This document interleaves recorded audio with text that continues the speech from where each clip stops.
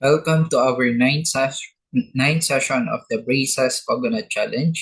So, our topic for today is all about fallacies. First, let us define what is fallacy. A fallacy is an error in reasoning that weakens an argument. So, fallacies can appear persuasive but are logically flawed. They are often used, intentionally or unintentionally. So the purpose of this, it can be to mislead, to distract, or to convince people. No? And in any arguments, advertisement, debates, and everyday conversation. So we need to understand fallacies for us to evaluate arguments critically and constructing strong logical reasoning.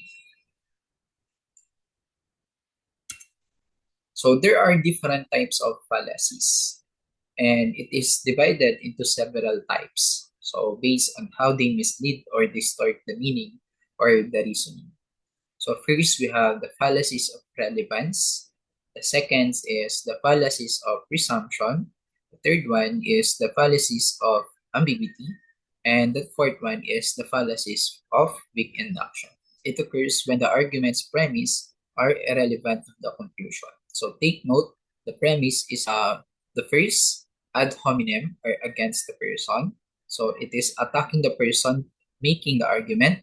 You cannot trust his opinion on environmental policies because he's asking the issue which is related to environmental policies. So he is attacking the person making the argument itself. When we have appeal to emotion, it basically use the emotional appeal rather than the logical reasoning. For example, think of all the people, poor children who will suffer if you don't donate to this cause. Okay? So another example is think of all the people eat the food. No? So something like that. Number three is topic to distract from about pollution when there are people who still don't have enough to eat. Number four is opponent's argument. Opponent wants to cut the defense budget. So obviously those are the fallacies of presumption, first and proven or is not supported by the evidence. The first is begging the question is assumed in the premise. For example, we know it's the word of God because basically the reasoning is two options only when there may be more. For example, your either three has the generalization, so you are just generalizing. So draws a conclusion with evidence. So for example, I met two rude people from that city. So then rude. Number four is post hoc ergo propter hoc. Because one event happened after another, it was caused by it. As an therefore, my socks cause us to win. So just like luck charm. Next is it occurs due to vague or ambiguous language. First example is equivocation. So in this equivocation, there are words, but they have different meanings. Okay? So use a word with multiple meanings in different part of the argument. So to confuse. Okay? So to confuse people. So example, a feather is light. Okay? So it is light. What is light cannot be dark. So the word has multiple meaning here is light. So therefore, a feather cannot be dark. Okay, so it makes a confusion to the listener. Next is amphiboly, create a misleading argument. Well, I failed, so he must be talking about me. So you assume, no? Or baka mamaya, nagkataon lang. Okay, so we do not know. And last, we have the fallacies of weak induction. For this, the link between premise and conclusion is weak. For appeal to authority, number one, cites an authority on a topic who isn't actually an expert in that field. So more on advertisement. So for example, this is skincare product must be effective because my favorite actor uses it. Okay, so just like in different advertisements, they are using different uh, actor to endorse their product. Next is appeal to ignorance. Argue something is true simply because it hasn't been proven false or vice versa.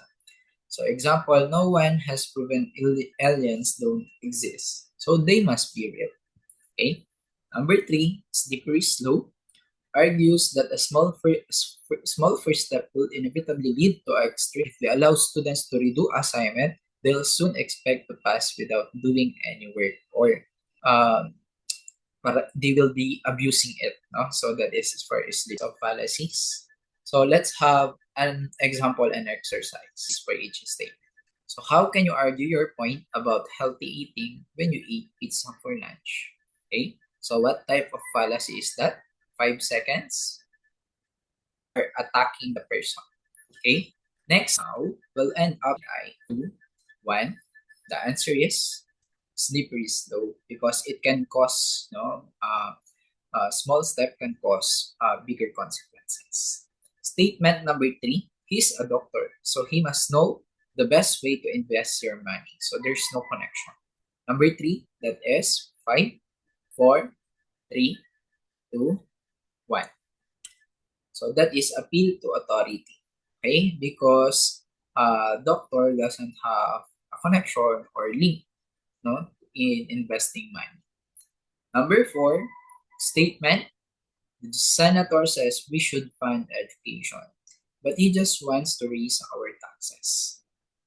5, 4, 3, 2, 1. That is red herring. Okay? So those are some examples in exercise. And why do we avoid fallacies?